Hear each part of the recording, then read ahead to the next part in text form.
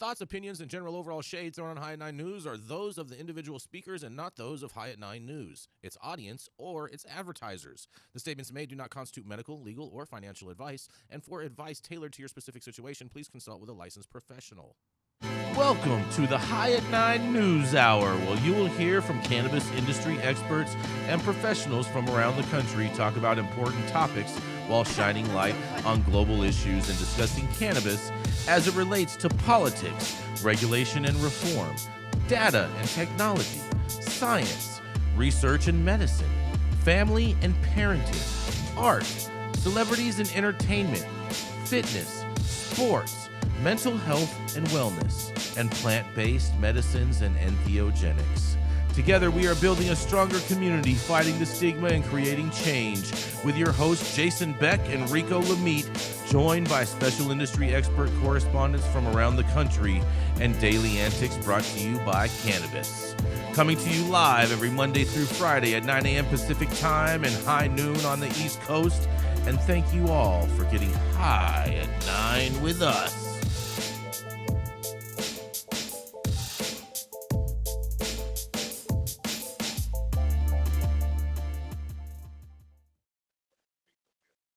Fuck.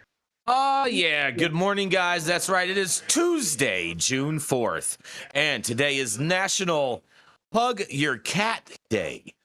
My mom even reached out to let me know that this was today.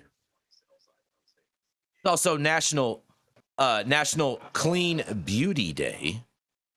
National Safe Day. I guess that must be for safe banking, I'm guessing, Rico.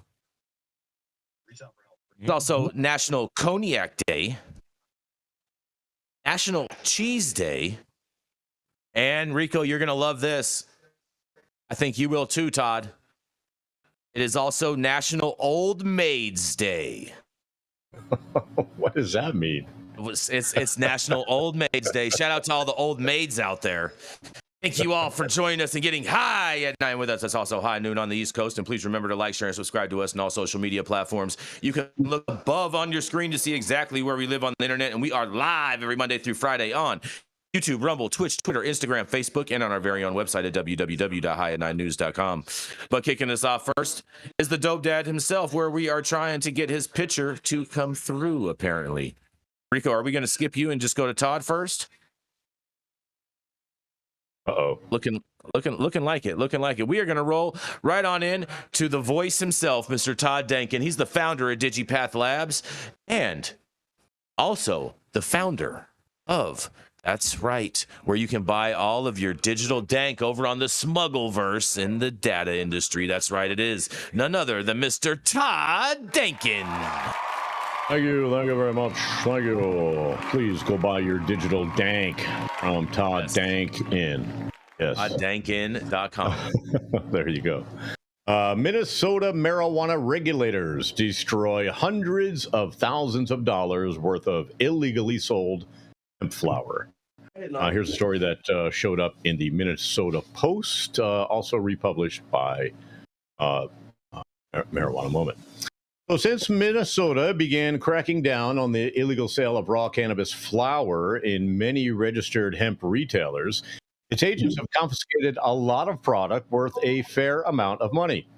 According to numbers released by the Office of Cannabis Management, inspectors have confiscated and destroyed 12,094 units of flower, such as bags, jars, or pre-rolled joints, with an estimated retail value of $278,000. The illegal products were taken from 58 different retail locations and amounted to nearly 73 pounds of raw cannabis flower. While it has been legal to possess and use cannabis in Minnesota since last August, it is not yet legal to sell it and won't be until sometime next spring. And while many hemp-derived low-potency products like gummies and beverages have been legal to sell since the summer of 2022, raw cannabis flower falls into a gray area.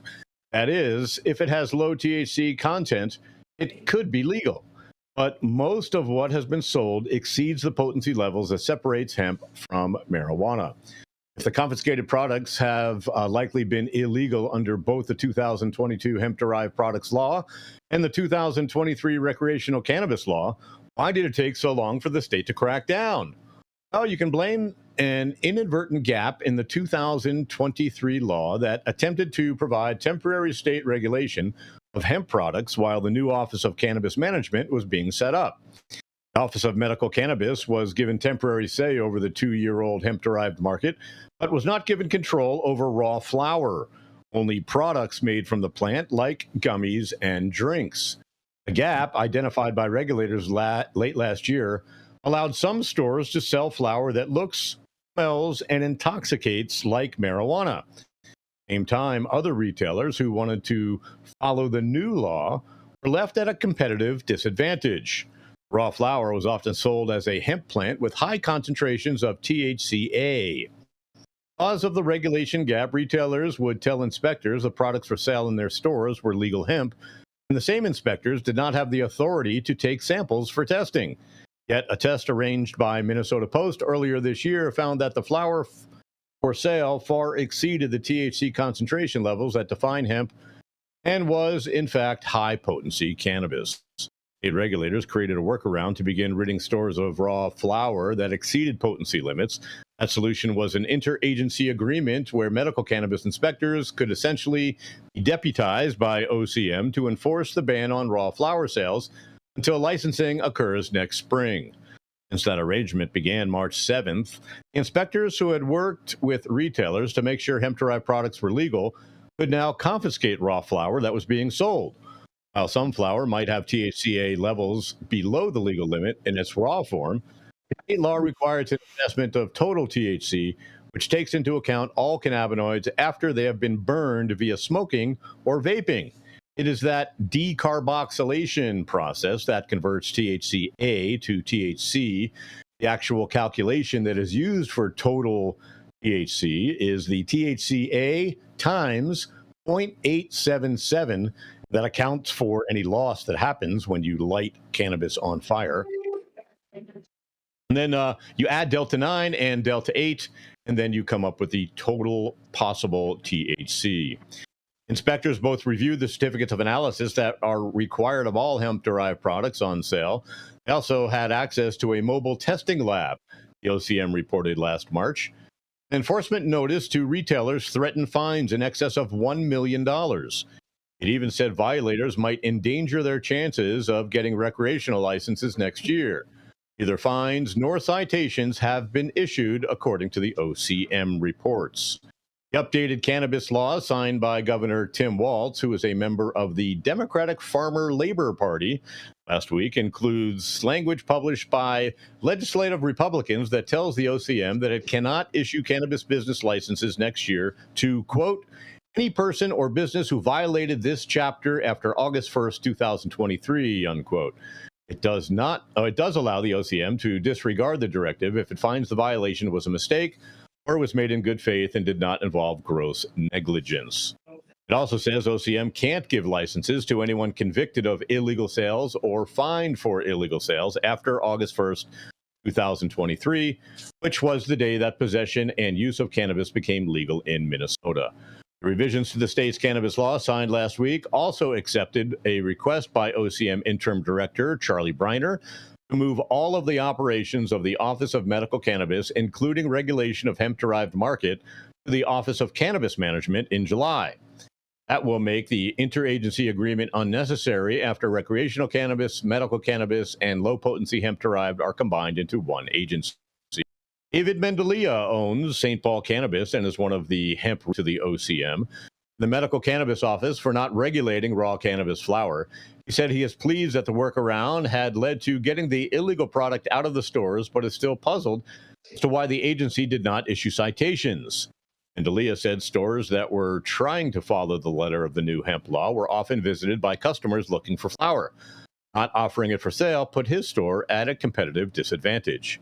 He said, the places that have been doing it have been reported by those who are better actors over and over and over and over. It was 4 overs for those of you counting. With THC flower legal, the plants often contain lower levels of the intoxicating chemical THC so that they could meet the legal definition of hemp. That is, under federal law, plants are federally legal hemp if they contain less than 0.3% THC by weight and are federally illegal if they contain higher concentrations. But when smoked or vaped, the same plants that test below the threshold in raw form produce illegal concentrations of THC following decarboxylation. A law measures what is called total THC that measures all cannabinoids and not just THC. The legality of THCA has been a gray area, allowing it to be sold on the internet and mailed to customers. A letter this month from the Federal Drug Enforcement Administration to a lawyer who specializes in cannabis law provided some clarity. THCA is marijuana, not hemp, the letter stated. Terrence Booz, nice name, Terrence Booz. The DEA's Chief of Drug and Chemical Evaluation Section wrote in a letter to a Washington, D.C. attorney, Shane Pennington, quote, the decarboxylation process converts delta-9 THCA to delta-9 THC. Thus, for the purposes of enforcing the hemp definition, delta-9 THC level must account for any delta-9 THCA in a substance. Accordingly, cannabis-derived THCA does not meet the definition of hemp under the Controlled Substances Act, because upon conversion for identification purposes, as required by Congress, it is equivalent to delta-9 THC. That means that the THCA flower that have been sold in Minnesota and can still be found on the web likely is illegal federally. Whether the DEA or state police agencies in states without recreational marijuana law will enforce that definition is unknown. I'm Todd Denkin, and I'm with High at 9 News. What do you guys think about this whole thing with Minnesota confiscating all that hemp flower? I think it's a good thing, actually. Get that shit out of here, right? A bunch of hot hemp hitting the streets. That's right. That's right. So should we call this the boo eradication unit? Wow, I like that. Yes, I like that. Well, the guy in charge, his last name is Booze. So yes. So there you go. Boof eradication. Just one letter off from boof, the boof eradication. Yeah. They just let the guy. Yeah. They let that guy be in charge of it just because his last name was Booze. I think so. Oh. No relation to Carlos Boozer. Definitely not. He doesn't have the Sharpay head. the greatest lineup of all time. Right, and this guy is BOOS. When he walks in the room, is boo. Never gets are you sure it's just not boss? Yeah, it's BOOS. Are we gonna refer to this? Are we gonna refer to this as the Booze letter?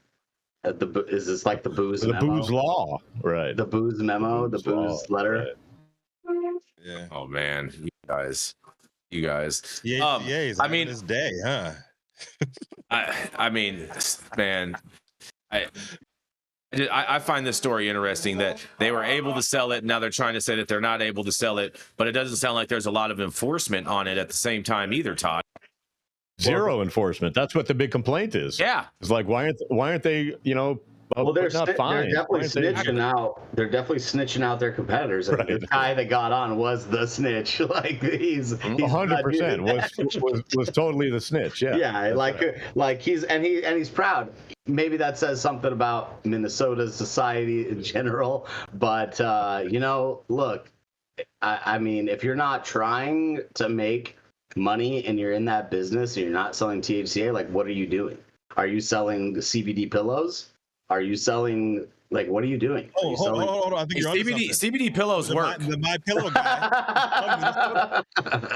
I mean, but let's be real. Let's be real. Your job as a retailer, you're supposed to carry the stuff that people want to buy. So if you're not trying to make hay while the sun's shining, what the hell you doing there, Farmer Fred? Hey, man. Shout out to Mike Lindell. Yeah, shout out to Mike. Yeah. Yes, that's poor right. Mike. He's been so mistreated by the public. He has. Poor guy. Yeah. Poor guy. He's a true on that, American hero. On that, we're going to go to a commercial. Hero. We're going to be right back. Oh, man, that was weird. Hey, you, America. Do I look like Sean Connery?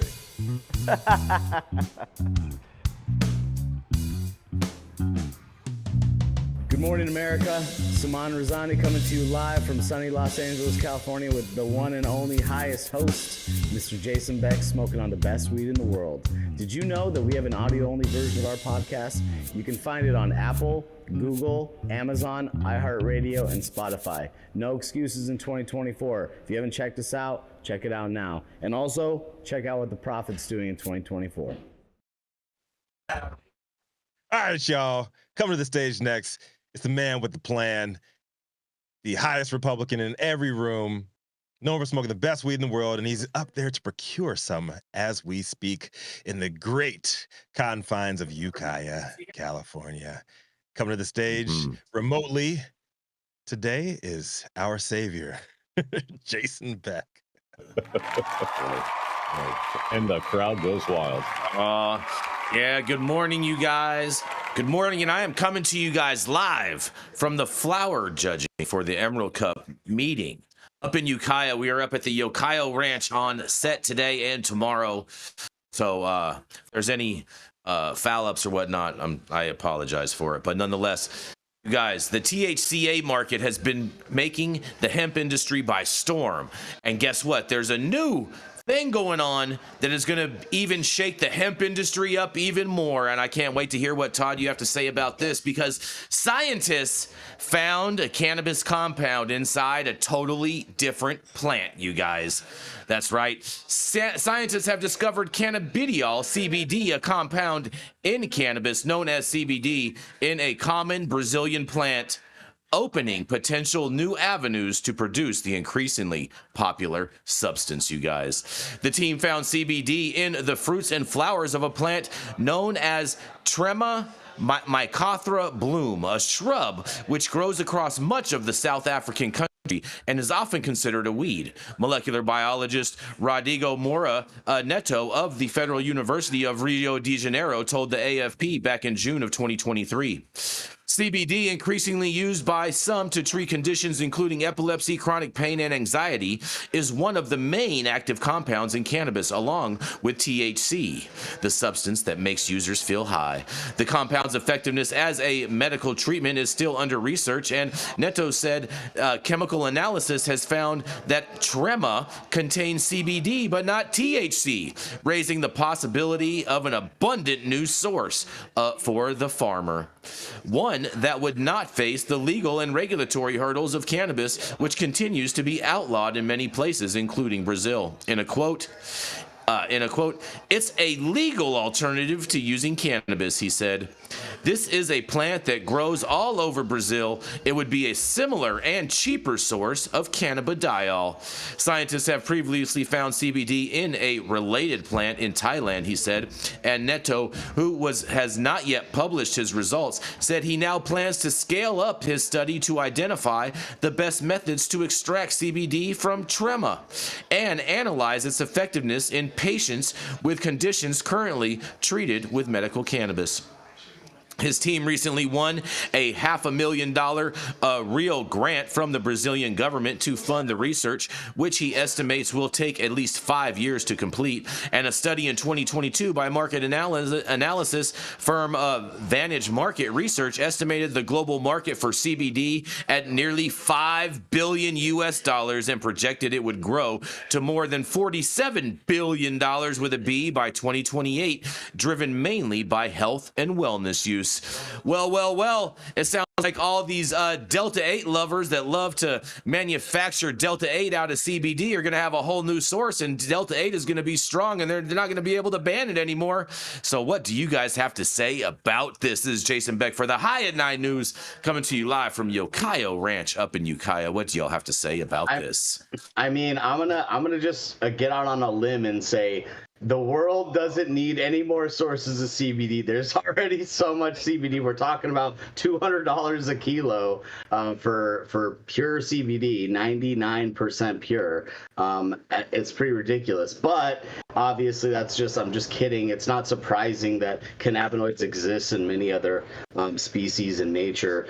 These things have been evolving for thousands and thousands of years. Plus it's like, we're seeing just the beginning of cannabinoids being cultivated on not only other plant species, but even microorganisms. So cannabinoids in general, all of the minor cannabinoids that are really in low concentration in natural occurring plants like cannabis or any other random native plants to whatever far reaches of South America or Africa or whatever.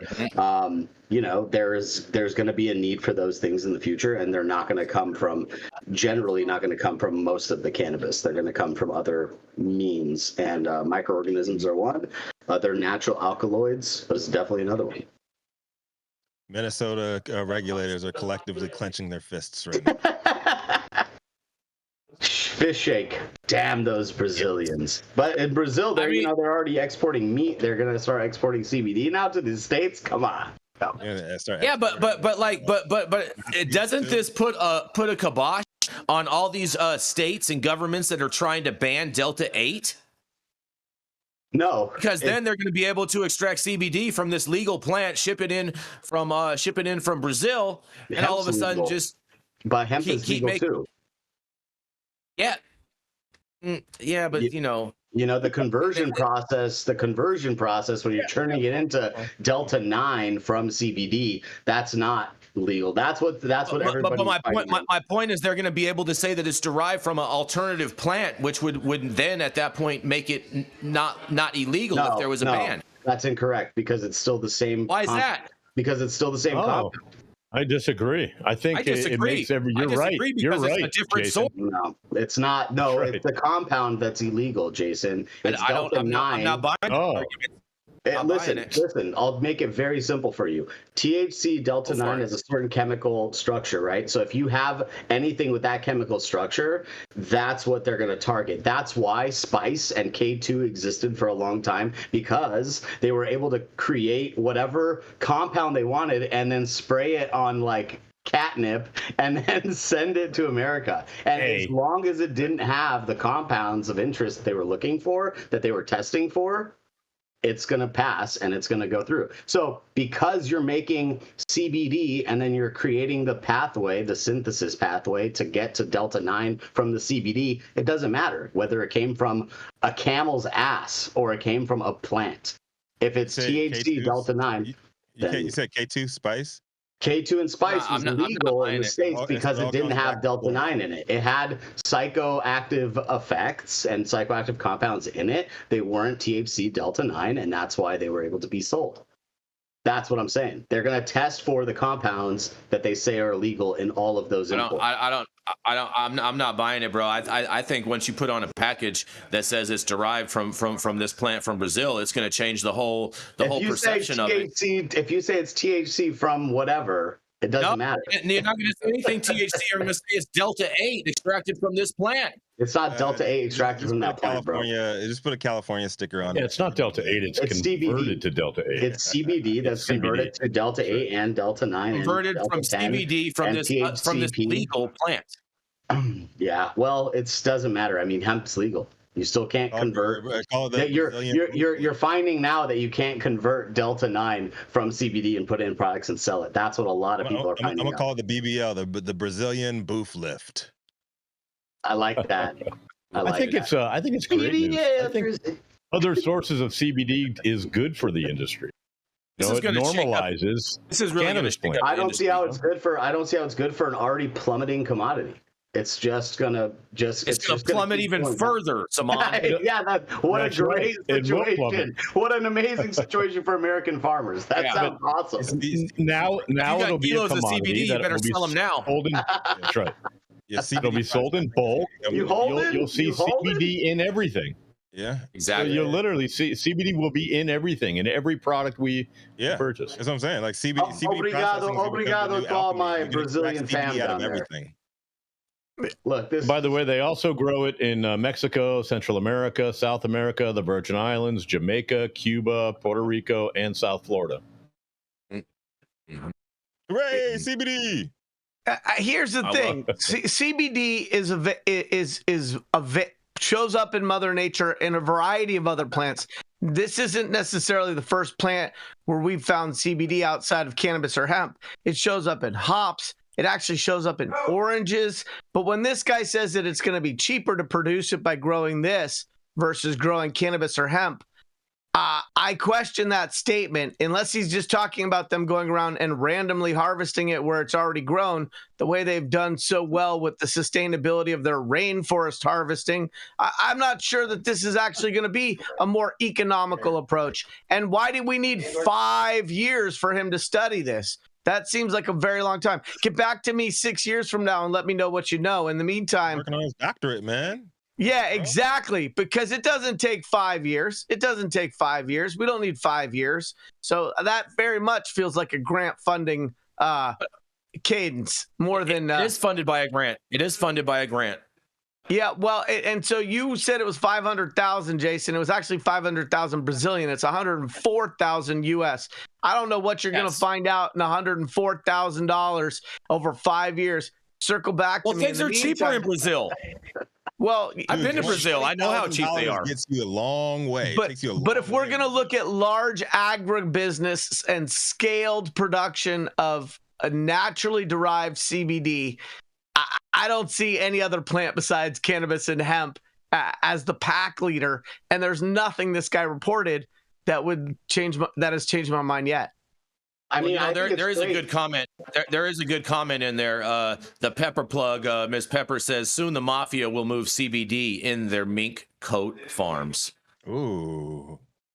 Mm-hmm. I think it's great. A chinchilla CBD blend. Chinchilla CBD, exactly. You'll feel good and look good. Look, I mean, I think it's great that they're finding new plants with CBD, with cannabinoids. It's great. But, like, if we think this is like a boon to our industry, or if this is some boon to our what the American industry is, that's wrong completely. And I don't think that this is anything more than just a really cool source of information of a new pharmacopoeia that's being introduced or being found and being reported. So I'm happy, but guys, come on, with all the craziness, come on.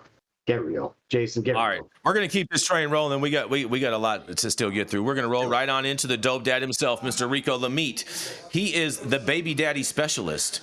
He's having a bad hair day because he's a botanist. And that's right. He is a dope dad himself, Mr. Rico Lamitte. Appreciate that, Jason. Look, you got some applause, Rico. Look at that. I like that, man. Look at that, Rico. Appreciate that. You know, I feed off of the love. So appreciate that. So, South Dakota overwhelmingly passed both medical and recreational cannabis into law on ballot initiatives for the 2020 election cycle, with medical garnering 70% support from voters and recreational at 53%. However, the state's then newly elected 33rd governor felt her God never would have allowed that shit to go down on his watch. So fresh off Kristi Noem's weekend sabbatical filled with puppy killings and personal reflection with her good friend and total bastion of morality, Herschel Walker, who'd flown up to fail at co-campaigning and rallying for both his own failed Georgia senatorial and Trump's failed presidential races that year, He didn't fail. Felt her God would have never allowed that shit to ever happen. He didn't fail. So what did she do? Kristi Noem instigated the legal fight to strike down the amendment passed by voters that November, though the Republican governor opposed marijuana legalization as a social ill. Her administration's arguments in court centered on technical violations to the state constitution. The High Court of South Dakota sided with those arguments in a 4-1 decision, ruling that Measure A, or Amendment A, would have violated the state's requirement that constitutional amendments deal with just one subject. Kristi Noem, y'all. But per AP News' Jack Dura, measure backers tried again back in 2022, and voters defeated that proposal.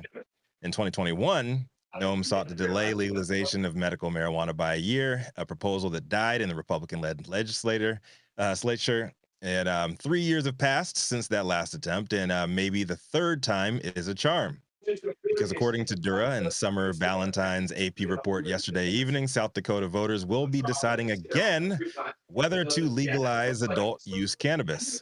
And on Monday, Secretary of State Monet Johnson's office validated a measure of for the November general election ballot.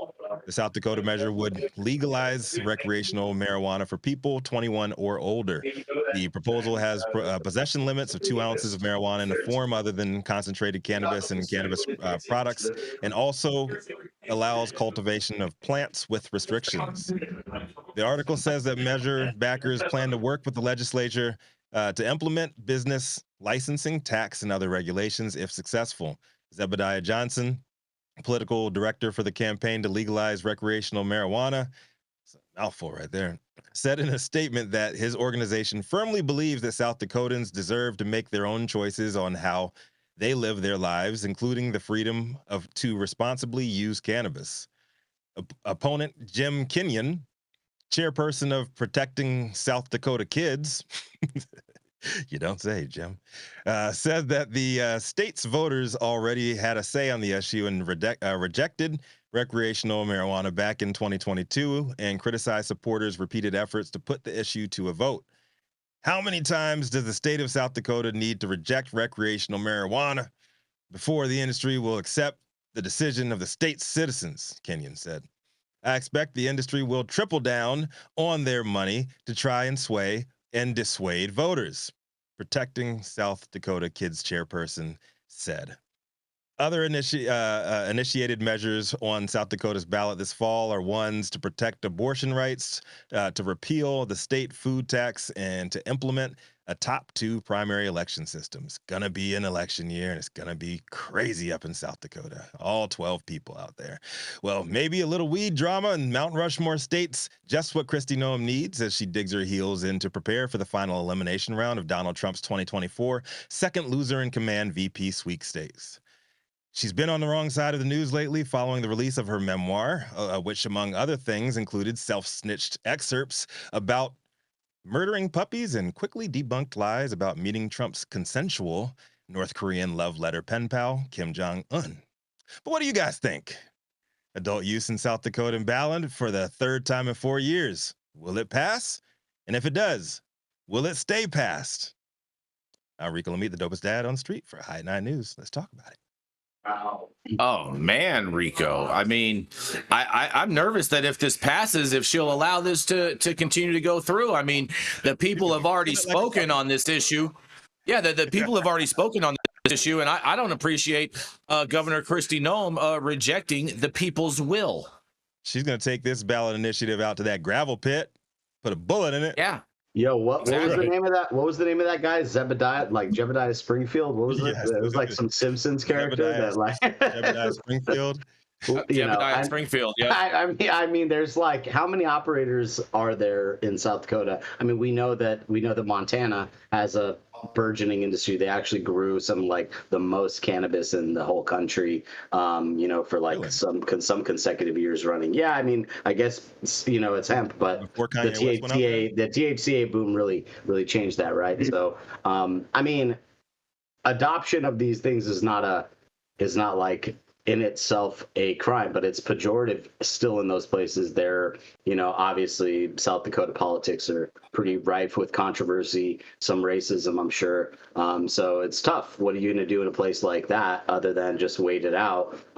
Landowners are the majority there, and they're the ones that are voting, and we know how that goes. Even in places like California, some of those conservative cities and counties in Northern California, we're the first ones to put people away or let federal, agencies raid and prosecute some of those business owners. So, sometimes it's a blessing in disguise when these things don't happen. So all I gotta say to the operators there is like, bide your time. Don't, just keep doing your thing, because I'm sure that there's structure around the way they also prosecute anything that they deem as illegal there. But it's probably going to be a slap on the wrist comparatively. So we gonna see. Yarrow, any thoughts on this, Yarrow? Yeah, I think it's worth pointing out that they already passed it and it already approved, and then it was struck down by the courts. And so yeah, exactly. That to me is the most relevant thing about this article, because in my opinion, it shows where the will of the populace was and is. And so if the voters pass something and it was struck down by the Yeah, and the voters passed something and was struck down by the courts. That means that it was poorly drafted, but not that the population didn't believe in the spirit of that initial measure. And so that was almost a half a decade ago. And so, but Yarrow, on this one, it was I think it was like a lower like district or municipal court, like somebody sued against it, and she brought that up, and she raised that up to the Supreme Court, and she's the one who got it revoked. Right, like in no other circumstances was it going to get revoked. In no other circumstances was it going to get pulled. This was her saying that she prayed on it, and God told her that it ain't right for the children of South Dakota. Yeah. I mean, when it comes to public policy, when it comes to public policy, I'm not sure that prayers are the first step. But I appreciate people with faith. I just think we need to couple it with a bit more than just faith. And the thing is that I'm hopeful that it passes. It does include possession of a couple ounces. It does include some path towards home grows, which I think are really important for any program. If you don't have a home grow, then it feels like it's an industry-driven approach to legalizing cannabis. So I mean, let's get ready for South Dakota's cup scene. Their amazing flower, like less people in jail, cops being used, and their resources on other pressing societal issues. I'm optimistic, and sometimes I actually think that opposition is a benefit because it polarizes people and it gives them something to push back against. I think about that a lot when I think about that governor down in Florida. Yeah, well, it's funny you say that. It's funny that you say that because I see something similar happening here with Kristen Bloom, because I think she's going to get dropped from the VP race, and she's going to go back bitter as hell. He's already been dropped. She's already been dropped. Marco Rubio is going to be the VP. What? Oh God! Oh God! Marco Rubio. What? Little Marco. Little Marco. Little Rubio. Little Marco. Little Marco. These guys. Yo, I'm curious. Is he replacing Kamala? Yeah.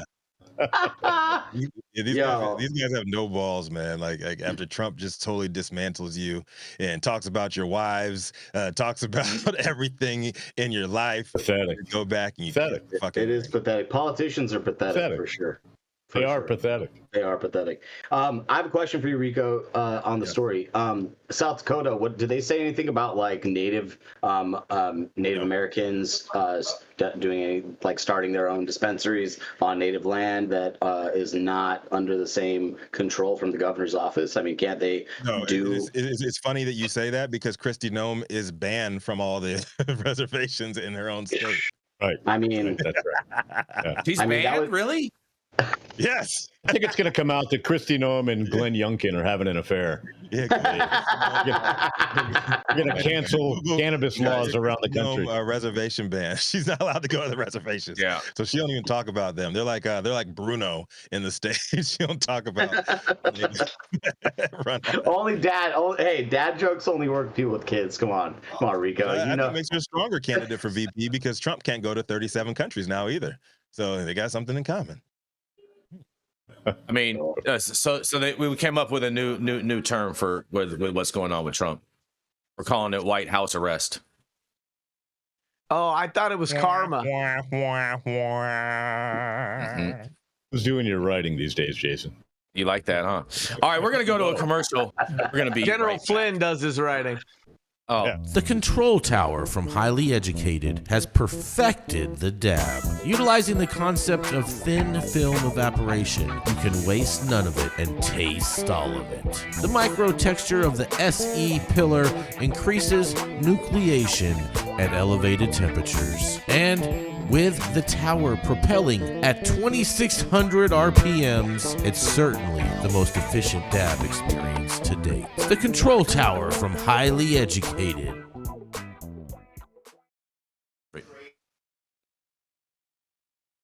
All right, stop whatever you're doing. Make sure you hit that like button. I know you'll appreciate it. We'll appreciate it, and YouTube will appreciate it. Also, make sure you subscribe to the channel if you're not subscribed already. And all of the articles that we cover on today's show, you can read directly on our website at www.highat9news.com.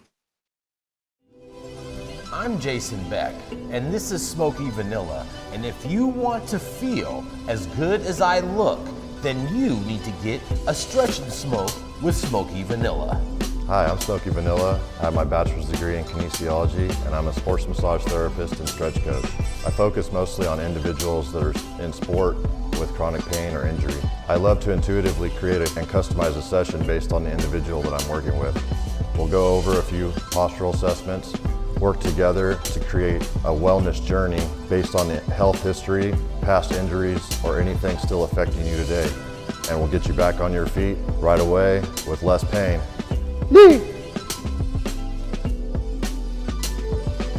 We're about to stretch, and then we're gonna smoke, because we're gonna get on our stretch and smoke. If you want to feel as good as I look, then you need to come on down and get a stretch and smoke with none other than Smoky Vanilla. Need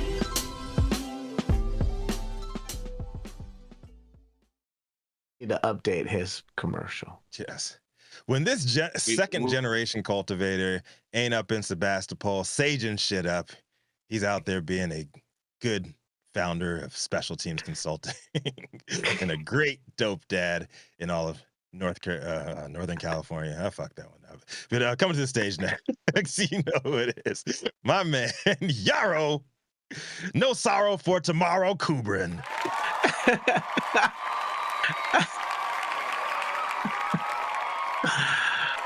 Man, those intros get as bad as that. I'm gonna start introing back as you pass the baton. Yeah, the 15th dopest dad on the street with the worst intro in the history of podcasts. I am so glad to be here today.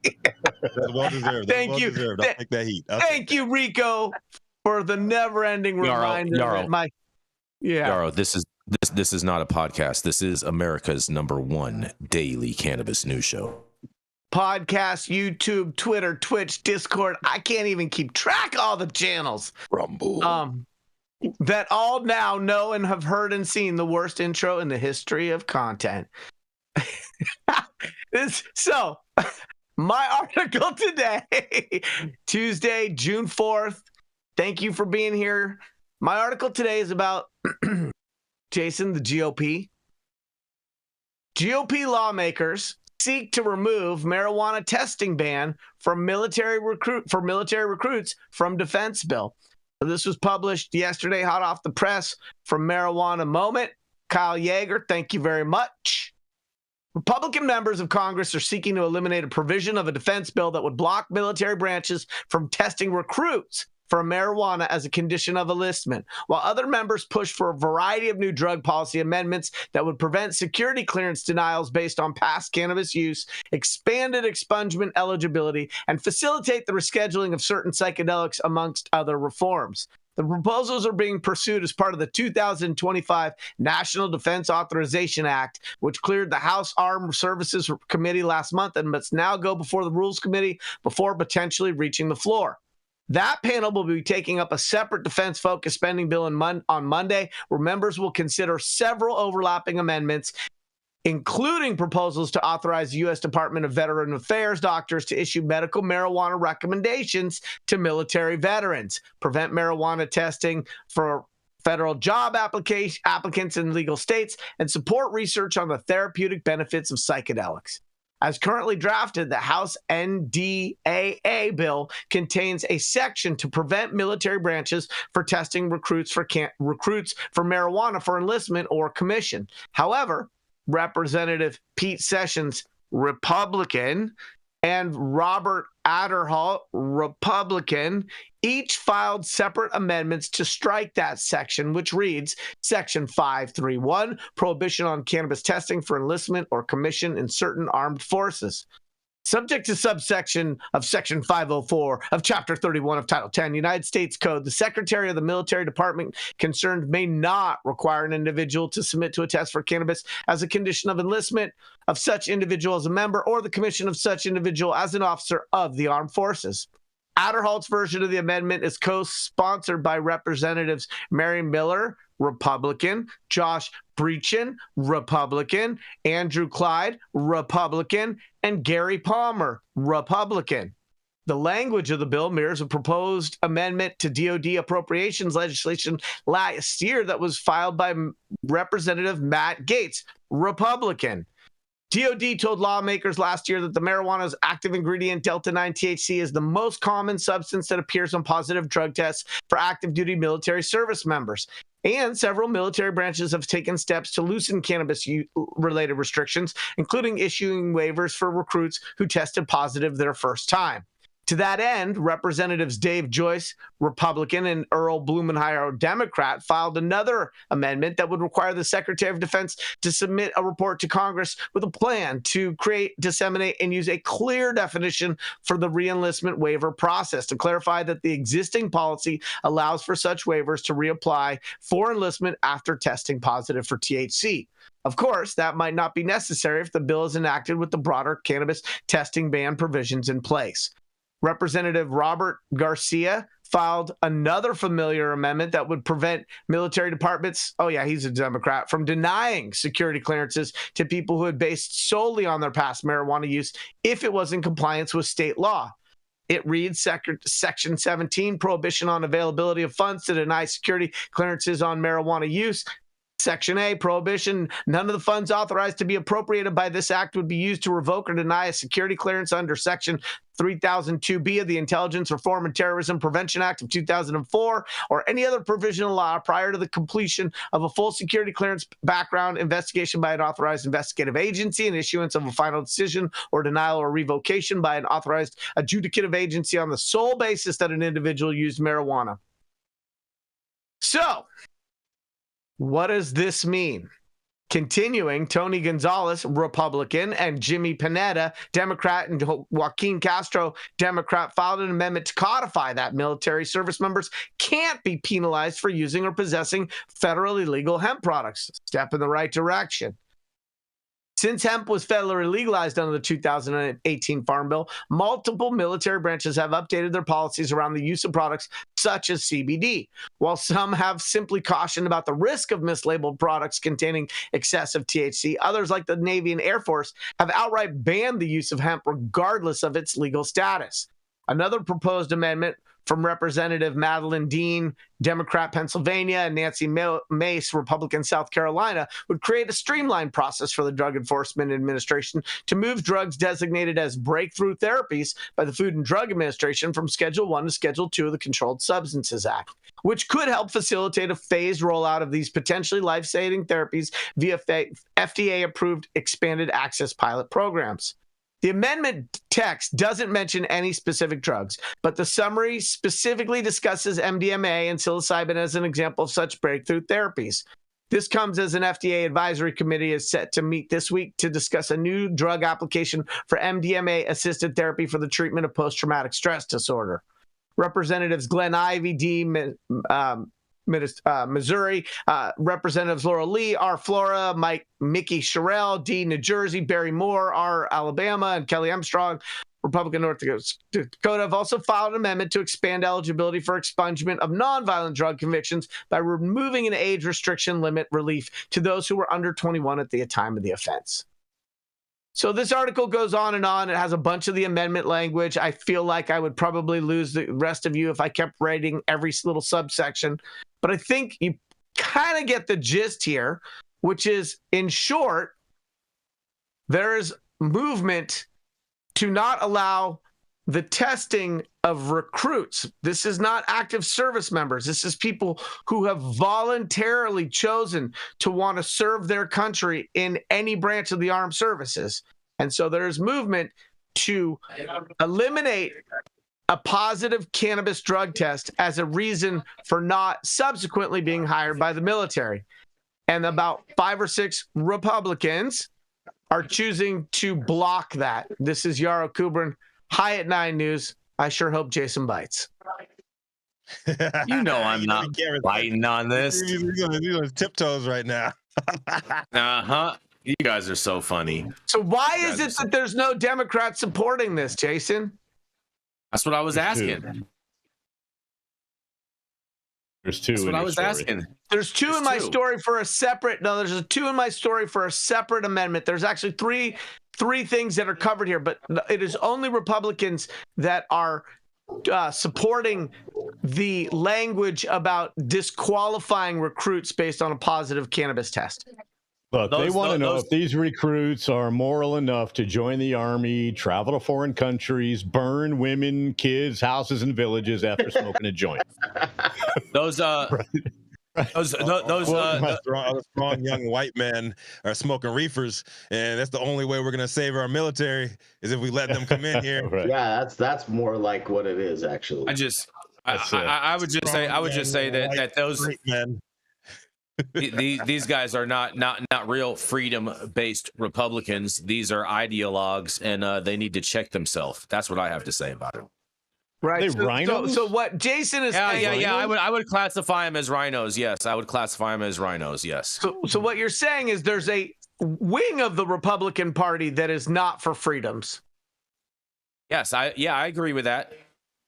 I agree with it that there are certain members that are not freedom fighters that are 100%. Just like there's members of the Democratic Party that are 100% like that. I would say there's a lot of members of the Democratic Party that are against the citizens, and I think there's a lot of members of the Republican Party that are also against citizens. I think that there's an obvious discrepancy with like what's happening in our government, in the Congress, and what the actual constituency wants in most of these cases, and we're seeing that play out obviously with this Middle Eastern conflict right now, and it's not going to get any better. We don't have enough resources to pay them what they want and enough clout to give them the juice that they need to do other things. It's just how it goes. Ordinary citizens actually don't carry any clout, any weight. Saman, I think you hit the nail on the head right there. I mean, I'm all for, doing away with these drug tests and everything to let people in the military, but I don't think it'll put even like the slightest of dents in their problems with recruitment, because all these recruitment age candidates right now, they see all the fuckery the U.S. has been up to. You want to go fight some wars for no fucking reason? Go over there and screw with everything. Like, you want to go fight Russians in Ukraine? You want to go You want to go kill innocent children and women in Israel? It's no longer about quote unquote fighting for our freedom. Everything that they're fighting for now is to cover up a bunch of fuckery that we've done, displacing their own leaders, and it's just like genocide. Let's just call it what it is, man. Like, shit's going on, and all of it has the U.S.'s DNA somewhere abound in these news stories. Yeah, and we're gonna recall Vietnam, where there's conscription all of a sudden in the United States, and it was a bunch of pot smoking hippies that were shipped off to go fight in a foreign land, and that's exactly what we're seeing now. The ease up before the mandate, right? It's like, hey, it's not a problem. Don't worry. You got flat feet. Don't worry. You got asthma. Don't worry. You have like one leg. No worries. Like, spurs.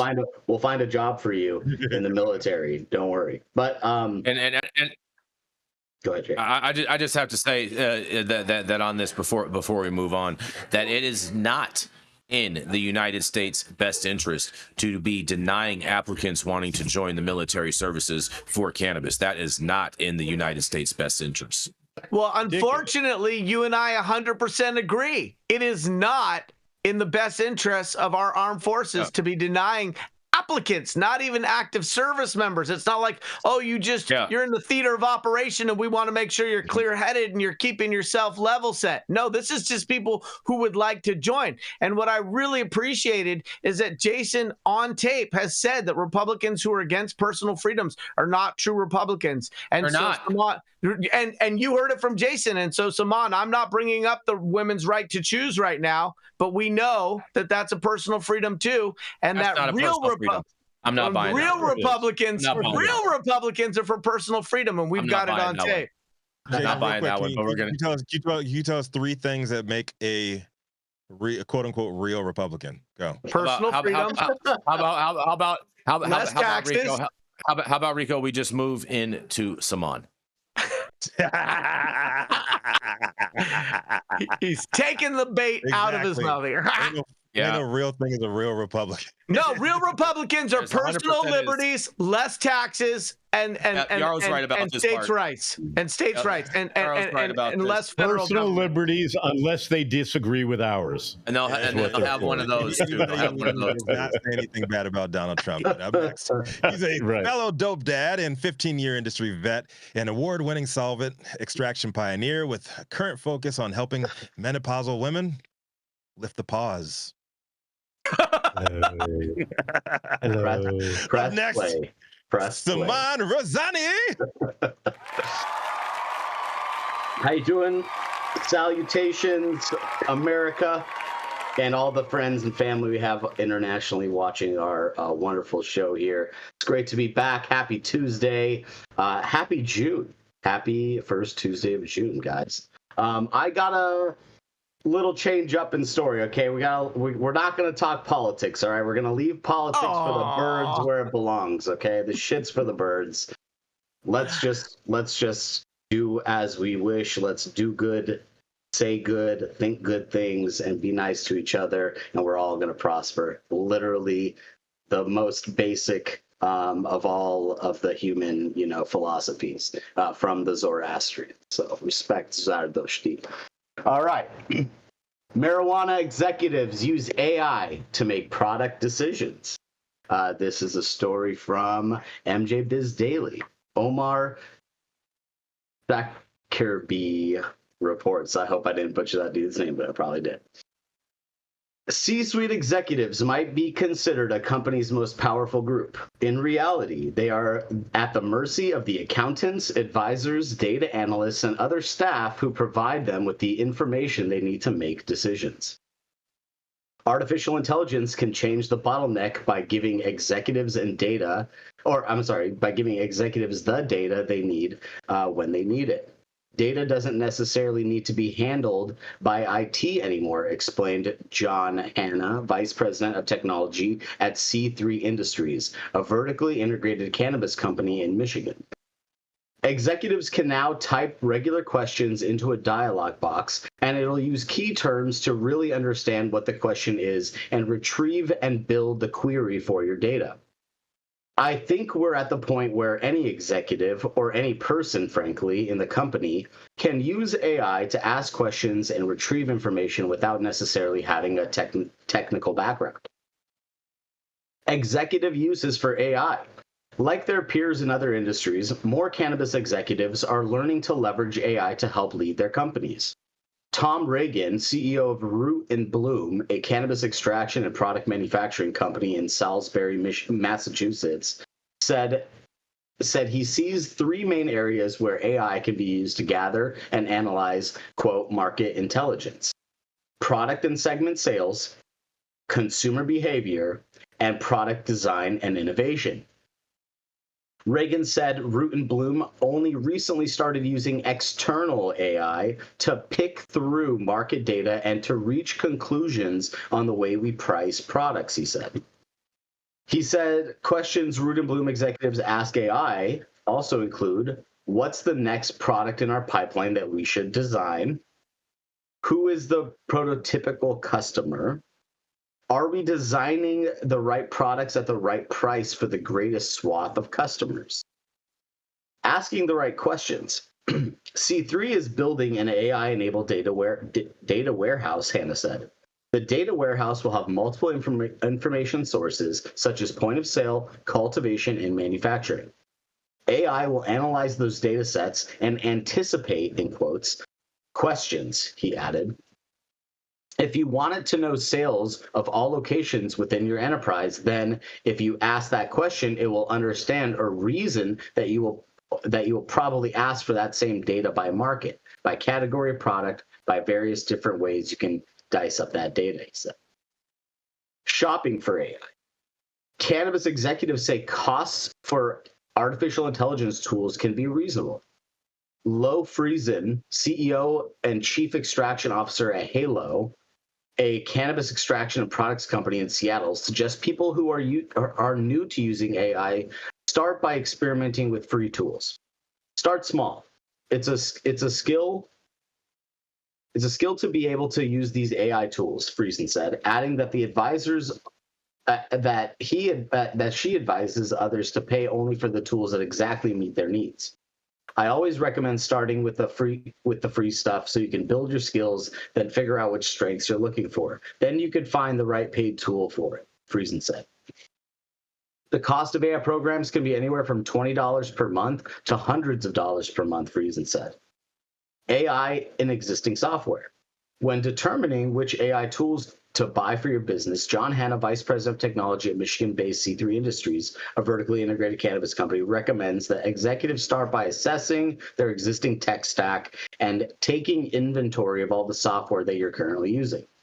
Have internal resources to take a deep dive into one of those software pieces that you own and research the existing capabilities. You'll be surprised at how much AI-type technology exists in the tech stack you already have, Hanna said. He added that triangulating multiple data points creates stronger AI capabilities.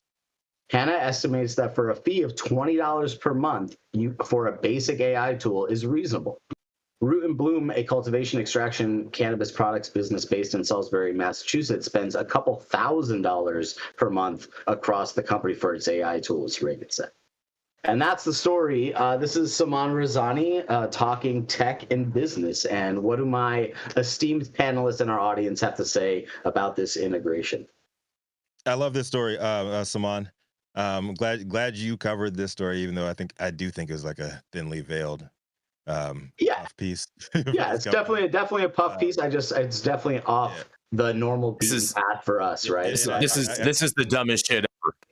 This is the dumbest. I gotta say, because I work for a AI supply chain optimization firm in cannabis, and we've been giving small to medium sized operators superpowers with AI, so they can actually compete. Not just compete, but they can actually handily beat MSOs with hundreds of millions of dollars backing them.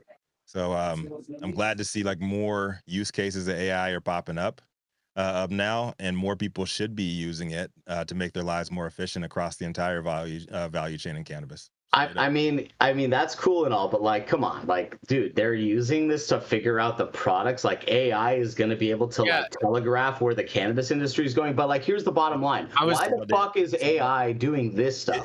Why can't it do the shit that no one wants to do? Why can't it do my laundry? Why can't it make food? Like, why can't it do all of the? I mean, I know, but it's like, why did we start there? It's because you can't afford a Rosie, Saman. Bro. No, here's the thing. Like, where we are right now is totally different than where we will be with AI a year from now and 2 years down the line. You're going to see more and more use cases like this. You're going to be using it in everyday in Googling. You see it in Googling right now. You see it at ChatGPT. And everybody's building these large language models. You're going to see a lot of stuff changing over the next year. And cannabis is notoriously slow to adapt to technology, and but it's going to come quickly, and it's going to be very, very life changing. Let's put it that way. I just think it's kind of sucks. Like, be afraid. I think this is stupid. Big companies. I think this is stupid overall. It's going to put people on equal footing. It's just gonna all be really bland. All this stuff is gonna have zero creativity, zero soul. You gotta be unique. Uniqueness comes from within, not from a machine. Speaking of it coming quickly, let me shoot my load here for a second and tell you what I think. So I think we break this article up into 3 separate sections. The first section is about cannabis companies and their tech stack. And that is I wish we devoted a show a week just to tech stack choices. Whether we're talking from Teams to Slack to messaging to data and understanding people's production methodologies. First of all, I thought it was very funny that the guy who was quoted from an extraction company, his last name was Friesen. What was his first name? Could you read that again? Was it super critical? It was a she. Her name was Low. Her name was Low Friesen. Friesen. That's a great name for anybody who's working at an extraction company. And so...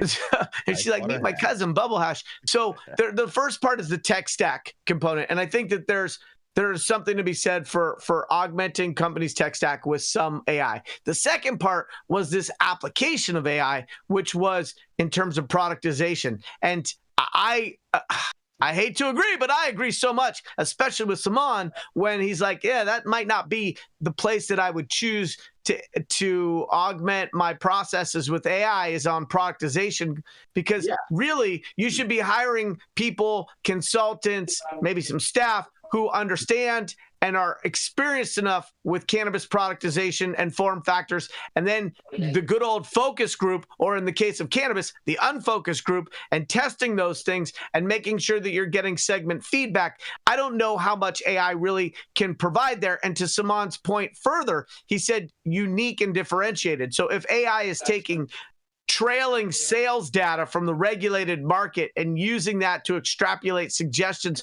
for form factors, there is nothing innovative about that. There is nothing creative about that. That is just amalgamizing historic data points and serving it up with a fresh face. It's literally taking someone's job from researching the data on BDS or something and making it like putting it into like their own database. Like that's literally what we're doing. This is not intelligent. This is like, okay, cool, you can send a tool in to scrape information. Okay, worthless when it's coming to designing a product, just like Yarrow said. And Yarrow, you hit it perfectly on the head. As this product development perspective, think about all of the crazy shit this AI thing is going to tell you to make. And then it's going to be like, what's the cost associated with making a new product? Or is it just going to give you and feed you the same information that you'll deduce from researching the data for 5 minutes from any market? I think those are good questions that you should be asking these people to see how their model is working. You can't answer those questions until you see like how their model works. Well, think about it. You do this. This is your lane. Where the inputs are coming from. Yeah, I agree with the fact that Rico, this is all the same information you aggregate now, right? What's that? Hold on a second. Cabbage aggregates. So I was sitting here talking about this with some other fellow Emerald Cup judges this morning about this whole AI thing, and one of them was sharing with me that they had reached out to a retailer, pretty well-known retailer, and asked them about carrying a particular product, to which that retailer responded, yes, send me over your COA and I'll put it in my AI to see if the algorithm says we need this product or not on our shelf. What? That is nuts, dude. That's nuts. But like, that is just batshit crazy to me. But what's the difference from what? No. You want me to tell you why it's not batshit crazy? Because what it do? All right, why it's not crazy is because you can't write shit off on your taxes because of 280E. You're dealing with all these trap shops. So if you're over purchasing a bunch of shit that your customer base is not going to be buying, you're going out of business. I think about AI the way I think about that. It's not just about the buying manager. It's not just about the owner and operator saying, "Oh yeah, this product is fucking dope. I've seen this out here." Blah blah blah blah. If your customer base is not buying that shit, where's it gonna go? New York? Look, but that's what I'm saying, Rico. You do this now. Happy Cabbage aggregates this information right now, and every week, what me and my teams do when we're selling products to market, we're going through the sales of some of these stores, and we're actually fixing the orders for those stores so they can go out, and we're analyzing the data. And what we're saying is like, not that, but we can, look, you can literally in Excel. You can scrape the same information from your CSVs that you download from Happy Cabbage. So, do you want to start? Hold on. How long would it take you to do that? Would it take you? I would say. All right. If you can handle all the quantitative tasks and put time back on your calendar. We got to disagree with you on that one, big dog. We got to keep we got to. I love it. We got to keep moving. But I do like Steve's comment in the chat. He says, balls to say no. Blame it on AI. Can I get the final word on this, Jason, before we move on? You got to make it fast, Yarrow. You got to make it fast. I don't know if you guys ever saw that Curb Your Enthusiasm episode where Larry David set up a spite store because he was upset at his favorite coffee shop. Yeah, that's one of my favorite episodes. Yes. I think I'm going to set up a spite store. I'm coming out with Angry Brussels Sprout, and I'm coming after Rico's business. Angry Brussels Sprout. Come on with it. Brussels Sprout. And so God. The only thing Rico. wait, no, but that's the intro. That's the intro to my thing. The only thing I want to say is the limitation of AI will always be most expressed when we're talking about creativity. And so you can't AI the creative process around innovating new form factors in the way that you can optimize your supply chain and be leaner and meaner and have some predictive sales capabilities like Rico is talking about. So I think that I don't think creativity can be automated at this point. No, it depends on who's building it. I got one last story for you guys. This is a quickie. This is a little prohibitionist tale. And I'm really confused as to how they figured this out, you guys. The angry Brussels sprout wants to know. Oh, here we go. Because a mother of 3 was arrested after a 16-month-old reportedly vomits marijuana at a daycare, you guys. That's right. A mother has been arrested after her 16-month-old reportedly threw up marijuana at daycare.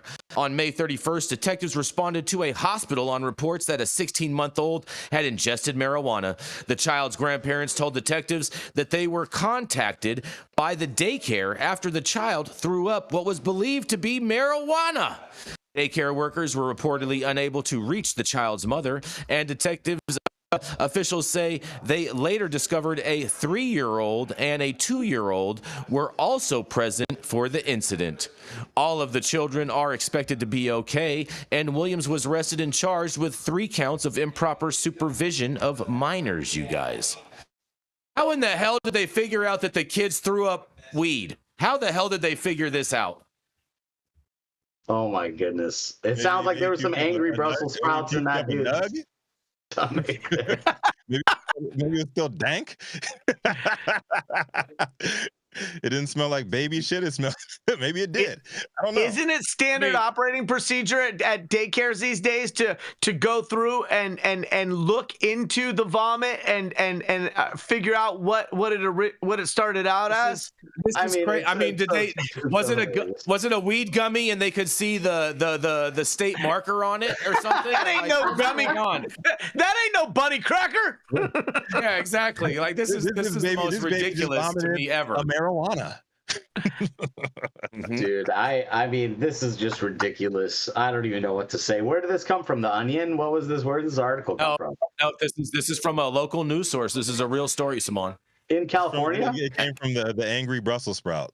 That's where it came. No, I mean, at least the 16-month-old took the Pop Brothers at Law Advice and shut the fuck up and didn't say anything. I like what you did there. Yarrow. Oh man, when we say we ready to roll, Rico, we mean even for 16-month-olds. Oh, that's people. I see what you did there. But even worse, Jason, because of this, that 16-month-old isn't going to be able to apply for the military in 17 years.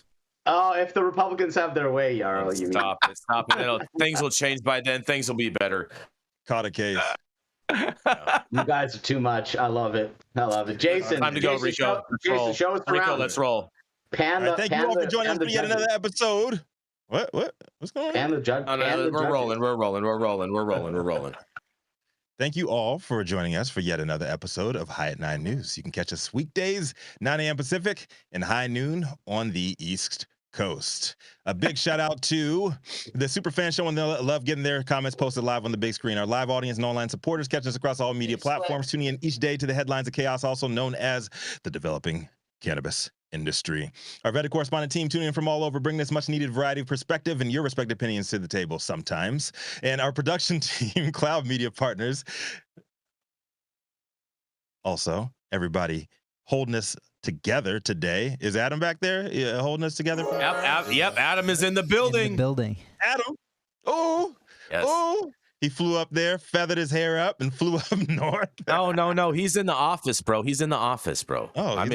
He's in the office. He's like a Jewish god up there, man. Like, I love that. Yes. He's in the clouds. Yes. In the clouds, media and partnering with people.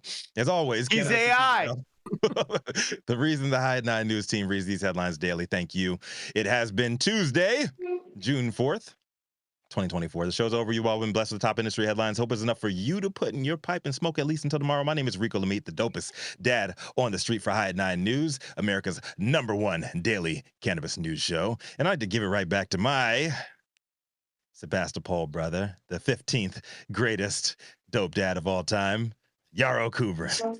Take us out, my man. Yeah, listen, thank you so much for watching today. Weed for the people. Come back tomorrow. This is the only daily news show where the last 24-hour news cycle and international cannabis and hemp policy incidents, accidents, and things that are relevant is covered by yours truly and a bunch of more talented superstar pontificators. See you tomorrow, 9 a.m. Pacific. Hey,